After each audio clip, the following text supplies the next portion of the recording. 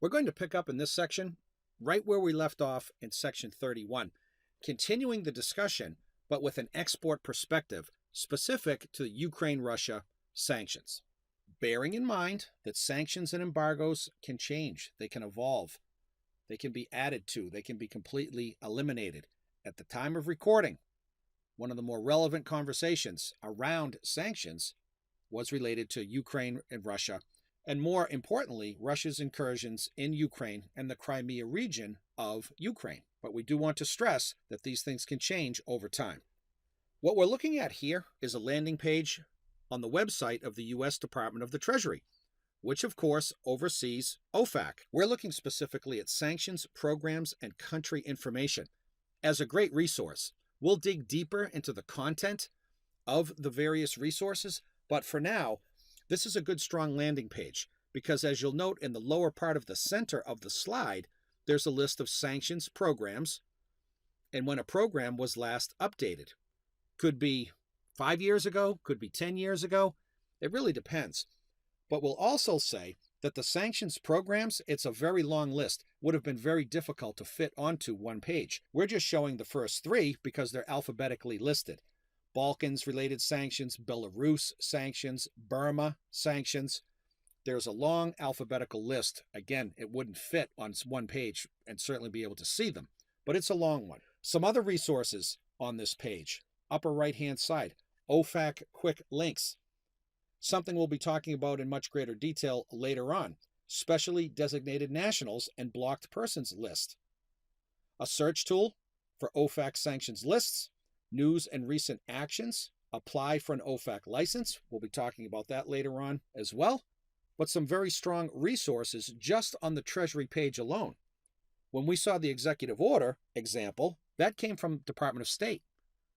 Once again, we're emphasizing the vast amount of resources that are out there for U.S. exporters to use when making the vetting of sanctions and embargoes part of their overall compliance program. Let's look a little bit deeper as it relates specifically to Ukraine and Russia. Basically what we're looking at here, if we were to go down that list, that alphabetical list that we saw just a moment ago, Belarus and Burma, etc., came down to Russia, clicked on it, this is what would pop up. So let's bring up some detail. The title being Sanctions Against Persons, we know the definition of a person, contributing to the situation in Ukraine and prohibiting certain transactions with respect to the Crimea region of Ukraine. Introduction. One of the things we like to avoid in the MES program is reading things verbatim. But every once in a while, we need to stop and read to illustrate the points. So let's zoom in and see exactly what it is they're talking about. It's just the best way to bring these points forward. The Ukraine-Russia-related sanctions program, implemented by the Office of Foreign Assets Control, began on March 6, 2014, with an executive order, 13660, which declared a national emergency to deal with the threat posed by the actions and policies of certain persons who had undermined democratic processes and institutions in Ukraine.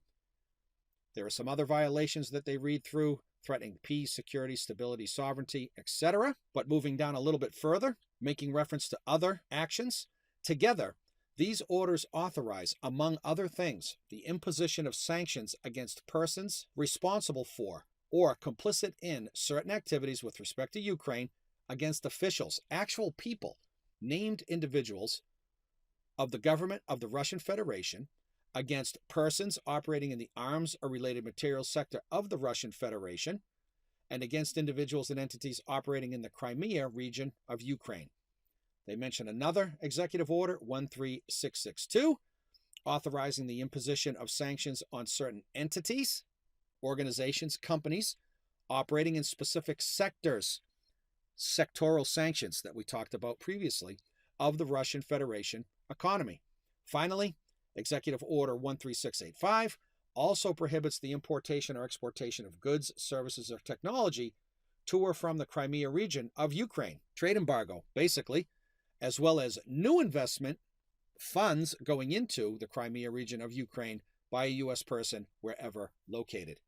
So trade embargo, financial sanctions. By using 3 executive orders, the U.S. government implemented specific sanctions against the Russian Federation and elements of the Ukrainian government, particularly in the Crimea region. If we continue further into this discussion, there are certain prohibited transactions. We're still on Ukraine and Russia sanctions here. Sanctions with respect to the Ukraine-Russia related sanctions program fall into the following three broad categories, set forth in greater detail. Blocking sanctions. We remember that terminology. Against individuals and entities designated pursuant to the executive orders we've mentioned previously, and listed on the list of specially designated nationals and blocked persons. We made reference to this as well a moment ago. We'll see it again in upcoming slides. The SDN list. These are actual individual people. And then sectoral sanctions, sectors of an economy, in this case of the Russian economy, against entities operating in those sectors of the Russian economy identified by the Secretary of the Treasury, oil, gas, and energy for certain. And then 3, a new investment ban and prohibition on the exportation or importation of goods, technology, or services. Trade sanctions, in essence. So blocking sanctions against individuals, sectoral sanctions against particular sectors of the Russian economy, and then a straight-out investment ban and prohibition on the exportation or importation of goods, technology, or services. So pretty much the full Monty from the U.S. as it relates to sanctions against Russia and elements of Ukraine. As if the previous slides weren't enough, we want to provide some additional information, this time from OFAC, talking about the specific persons or entities within the Russian government. We won't read through the whole thing, but looking at Directive 1, the following activities by a U.S. person or within the U.S. are prohibited, except to the extent provided by law or unless licensed or otherwise authorized by the Office of Foreign Assets Control. That's where this is coming from. All transactions in, provision of financing for, and other dealings in new debt of longer than 30 days maturity or new equity of persons determined to be subject to this directive, which are listed below, actually on the right-hand side, and all activities related to debt or equity issued before the date of this directive that would have been prohibited by the prior version of this directive. So this is related to the issuance of debt, loaning money to people for investment purposes in Russia or parts of Ukraine, starting with a list on the right-hand side of all the entities that this cannot happen with. Obviously, all names mostly in Russian, but we can see that there's some alphabetical order here going through. Again, just to illustrate the level of detail that the government is willing to go to impose and enforce its sanctions and embargoes. Moving on with the general conversation on U.S. government sanctions and embargoes. We're all done with Russia and Ukraine, at least for the moment. But we do want to say that sanctions are not limited only to sovereign states, a sovereign state being a country. As we've already seen, it can be a company, it can be an organization, it can be a sector of an economy, it can be an individual person. We're going to illustrate that in just one moment. But examples of sanctions programs not specific to a sovereign state include counter-narcotics trafficking sanctions related to illicit drugs, counter-terrorism sanctions. Terror knows no country. It's not like there's a United States of terror out there. It's worldwide. It's almost intangible.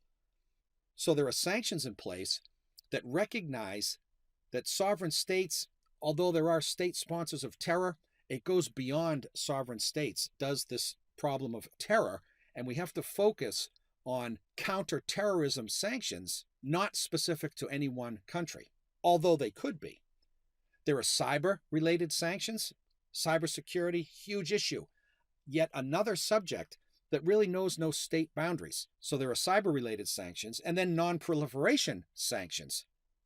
Weapons of mass destruction, atomic weapons, things of that nature. We're going to look at an example of that right now before we end this section. As a final export perspective, non-proliferation sanctions. This is from Treasury, Office of Foreign Assets Control. We're going to have to zoom in here to read it a little bit better, but we're really talking about Executive Order 13382, blocking property of weapons of mass destruction proliferators and their supporters. You will recall that when we gave an example of an executive order with the U.S. Department of State landing page, it was Executive Order 13382, We are looking at some more detail on Executive Order 13382 here. The blocking property of weapons of mass destruction proliferators and their supporters. So a little bit more detail specific to non-proliferation, which was born of an executive order. A good tie-in there for purposes of our conversation. So read down. We thankfully won't read through all of this. We'll end up going blind if we do. But let's read down a little bit. Executive Order 13382 of June 28, 2005 blocks the property of persons engaged in proliferation activities and their support networks. OFAC administers this blocking program, which initially applied to 8 organizations, entities, in North Korea, Iran, and Syria.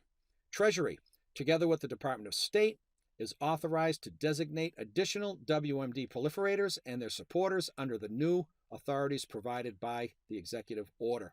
This is an example of, while we recognize state sponsors of terror or states that are involved in proliferation activities, that it's not just about sovereign states. It's entities, it's organizations within states, it's individuals that have no state. That's the point.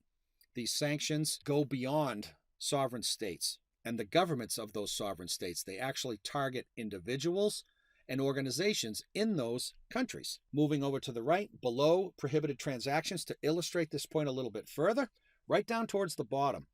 The following names were listed in the annex of Executive Order 13382 and have been incorporated into the SDN list, Specially Designated Nationals list, with the program designated NPWMD.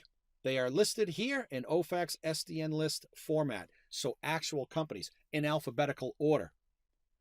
It's much longer than what we have here, but we wanted to illustrate exactly what it looks like. A tie-in to our previous Executive Order 13382 with a little bit more detail coming from OFAC, emphasizing the importance of focusing sanctions and embargoes on foreign governments, but also entities and individuals and organizations within countries. We're going to stop here in this section, and when we return, we're going to break things down by that multi-agency enforcement, BIS, DDTC, OFAC, NRC, and others. So U.S. government sanctions programs, but from the perspective of multi-agency enforcement. We shall see you on the flip side.